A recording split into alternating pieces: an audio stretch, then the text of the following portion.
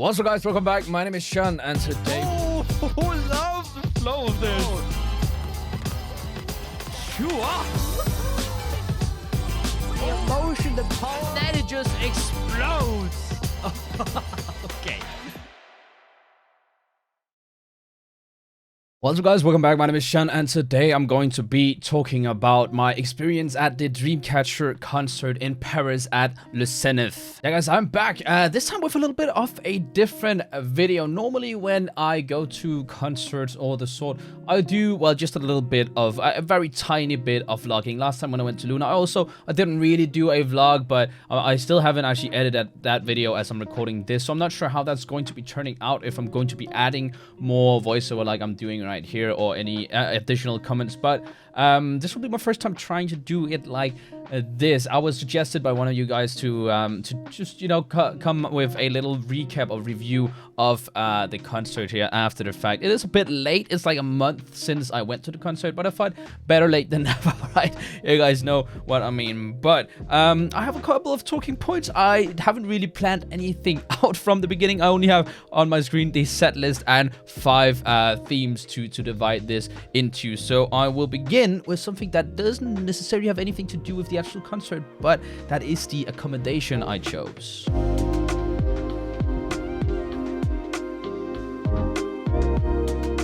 So yeah, starting with the accommodation, this is gonna be very quick, but I ended up just booking a room or a bed at a hostel right close by the actual venue. I thought to myself when I went, I wanted to, well, first of all, I did buy, you know, the VIP stuff, and I wanted to go as early and queue up as possible. That's why I just ended up buying a like a little hostel room as close by as I could. I ended up just going to sleep on like the day before from 4 to 12 a.m. So I woke up at midnight in order to get in queue, and I ended up going to queue up at 2 a.m. at night. And I think I actually really enjoyed doing that. It's mainly because I enjoyed choosing a hostel, mainly because it seems like a lot of other people obviously would choose the hostel close by. So I ended up sleeping in a 6-man room with 7 other people. We were 8 people for some reason. Apparently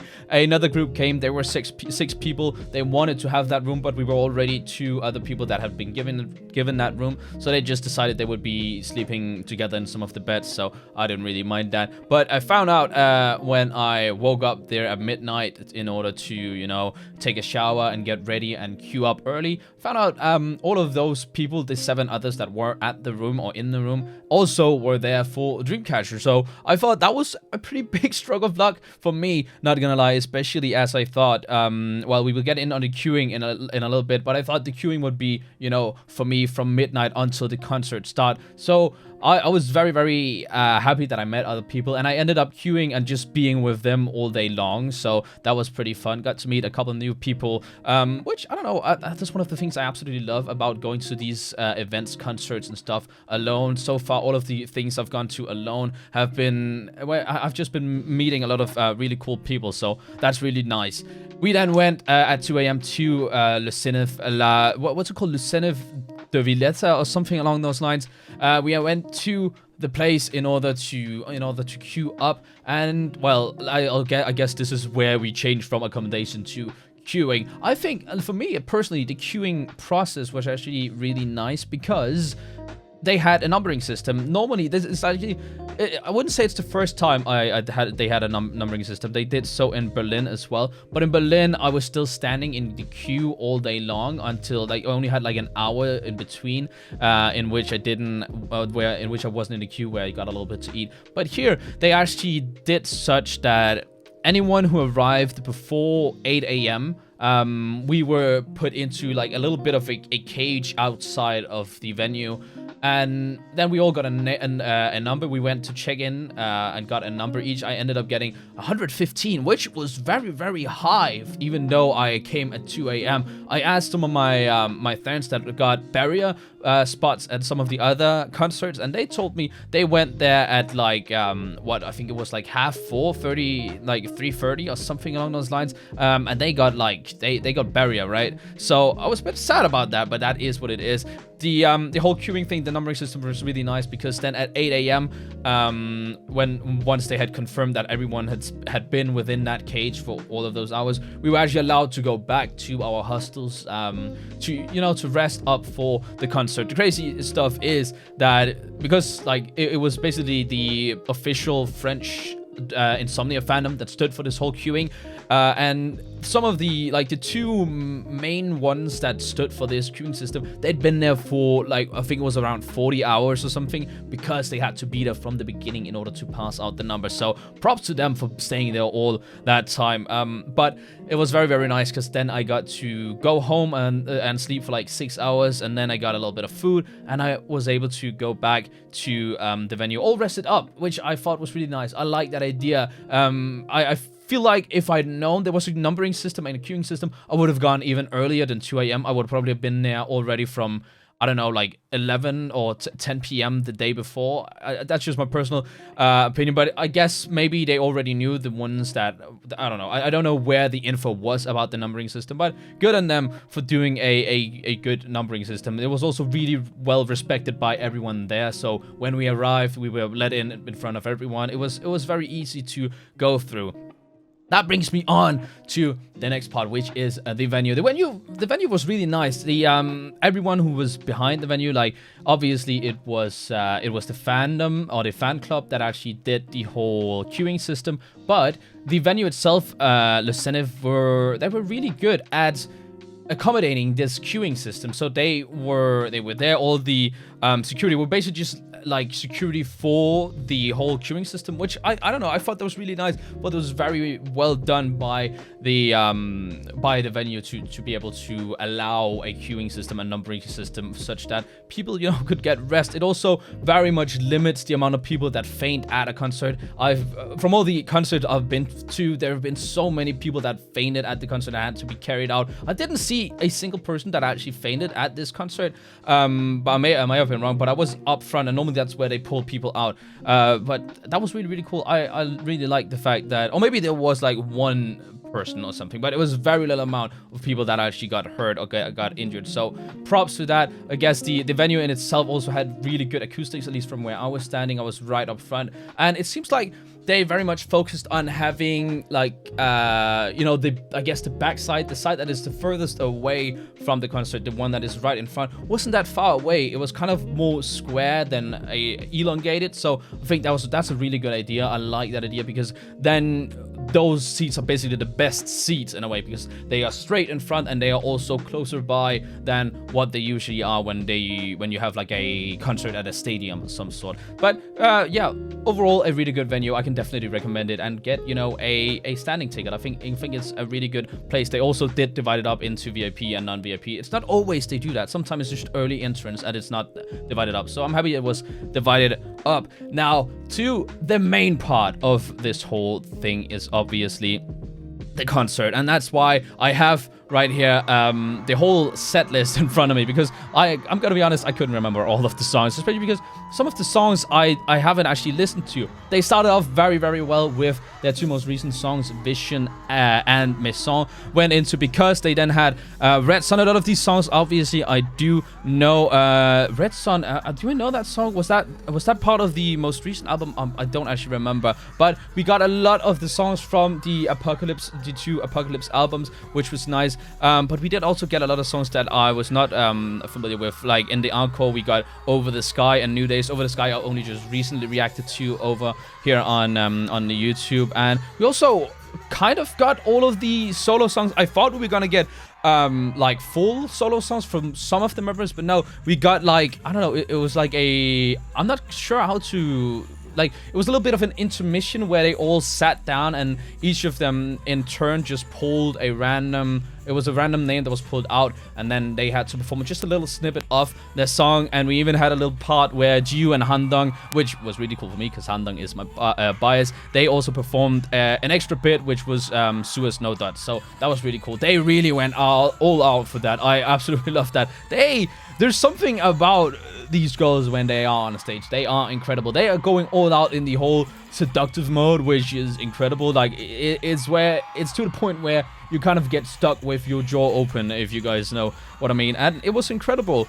Another thing I really gotta give them credits for is, well, it was a 2-hour concert. It was very, very like on point, 2 hours long, which I don't know. I like it more when it's longer than 2 hours, obviously. But I'm not mad at that. They started very, very much on time, and they ended very much on time. And it really felt like a 2-hour concert. Well, it did. It felt like a half an hour concert, but it wasn't like there was a lot of intermissions where they weren't on stage. Actually, they weren't on stage all of the time. There was no VCR where they leave for like 5-10 minutes to change outfit or get a rest or something. So they actually went on and just performed for 2 hours straight, which I found, first of all, absolutely incredible. I found it to be really, really fun being part of a concert where they didn't leave the stage. It's the first time I've been to a concert where there was no kind of VCR. At least I don't actually remember if there was VCR back when I went to the Day6 concert in when was that? Was that in 2020 or was that in 2019? One of the two. I think it was the beginning of 2020.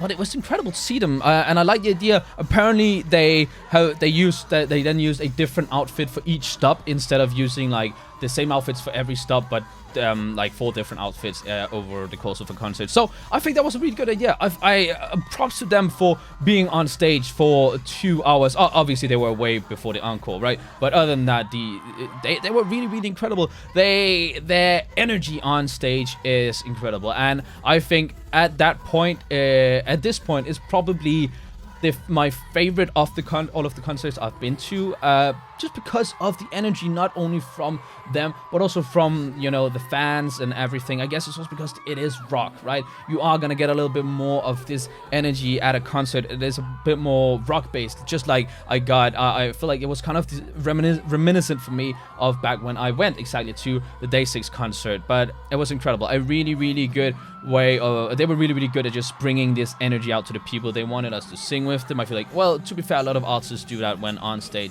but they just gave it their all. They really, really gave it their all. So props to them. And I gotta say, I feel like one member I wanna really, really showcase a lot from this group when it comes to these concerts and live stages is Sua. I think Sua is like the perfect person. Like I don't think I can mention, or I can name another idol of all the idols I currently know that I feel like is more born to be on a live stage than Sua. I just think her charisma is so different from everything I've seen from all of the different artists I've watched on stage. Just something incredible. It really, really feels like I'm at a festival, and there's so much interaction between her and us when you are at one of those concerts. So props to her. And I mean, it goes for all of the members, but I just think Sua was so much above and beyond, and I think that goes for all of the K-pop artists, right? Obviously, they're gonna be good on stage, and I think all of the artists I've seen on stage so far have been incredible. But I just wanna say Sua is really, really on top of my list of live performers currently, at least. But it was incredible. I loved the set. It was a really good set list. It seems like it was only 20 songs. It felt like a lot more than 20 songs, but you know, that's just how they made us feel throughout the concert. Well, I guess the intermission thing is only counted as a 1 song here, because that's how it wasn't that long. But you know, I really, really liked the whole thing. To end it off with, now I am done talking about the whole concert part, so if you don't want to listen anymore, I don't mind. But I will be talking a little bit about the meet and greet thingy that they had.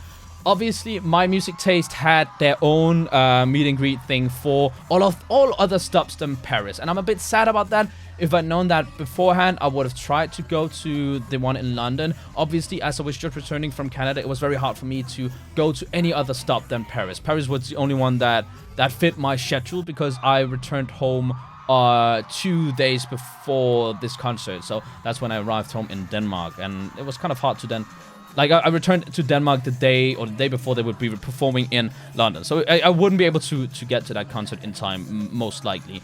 But yeah, so My Music Taste had a meet and greet. They got merchandise and stuff. I'm a bit sad I didn't get to take a part in that merchandise. I would have loved that.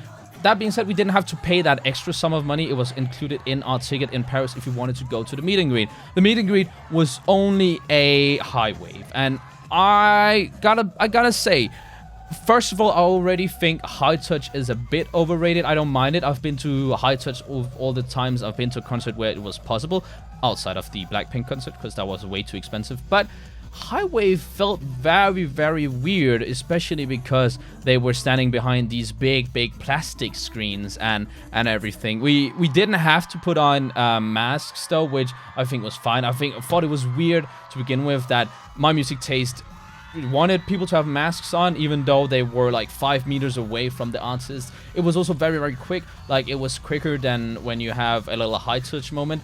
I was happy that we were able to record it. I do have a little recording. I will show it right here probably. But I did actually get to we do get to record that little high wave, and I thought it was very, very nice. I just think it's way too short, right? And that's just because I think everyone thinks that. But I do think we could have gotten a little bit more out of the VIP stuff outside of just, you know, a high wave. I think we, at least because I know my Music Taste wasn't the provider of this concert, but I don't know, I just think it would be fair for us to have that merchandise. At least I like the whole meet and greet thing for Luna's concert a lot more. We got high touch, we got a photo, we got a signed lanyard. It wasn't, even if you bought it through My Music Taste, it wasn't signed or anything. I just think overall it was a very, very expensive meet and greet, especially if you had to buy the package for the amount of stuff you got. There wasn't, I don't know, I just think it wasn't way too worth it for just getting a high wave. I don't mind it. I would have bought it anyways, you know? But I just think for a lot of people, it might not be as worth it. That being said, it was an absolutely incredible little thing to enjoy. To also mention just the merchandise. Merchandise was all right. I haven't been too fond of all of the Europe merchandise so far for any of the concerts I've been to. Outside of Blackpink's was a little bit better than both Luna's, Day6's, Dreamcatcher's, well, K-pop Flex's, because K-pop Flex didn't have anything that had anything to do with the groups. But I just think the designs are pretty boring, not gonna lie. Luckily this time with the Dreamcatcher stuff, I do have it right here. As you can see, I tried to put it out. It is a bit glittery and stuff instead of just being one color, but I think they could definitely do a better job with the merchandising. I think I could do a better job with the merchandising, not gonna lie. Just designing something, and I don't even have, I'm not even a designer. That's just how I feel about the merchandise. But overall, the concert in itself, incredible. It's a definite 10 out of 10 for me, maybe even an 11 out of 10. The only thing that would have made it better was to make it longer, right? And that's how it's always going to be for concerts of this caliber. So I can only recommend to whoever you are, and if you want to go to a Dreamcatcher concert, to go. I really think they are, of all the concerts I've been to, as I said, this has been my favorite concert, and I really, really enjoyed it. For now, let me know well, first of all, if any of you guys went to this concert or any of the other stops on their world tour. Let me know what was your verdict of your stop and your tour. Let me know down in the comments, and also let me know what you guys thought about a video like this that is a bit more recap-like, a bit more review-like. It wasn't too well structured because it's kind of off the whim, but if you guys like videos like this, I will be doing them in the future, a bit more structured. Try to, I don't know, make it a better viewing experience to actually watch and get some info about this concert. For now, well, I guess this was my recap, so let me know, as I said, what you thought down in the comments below, and I guess I'll see you guys next time.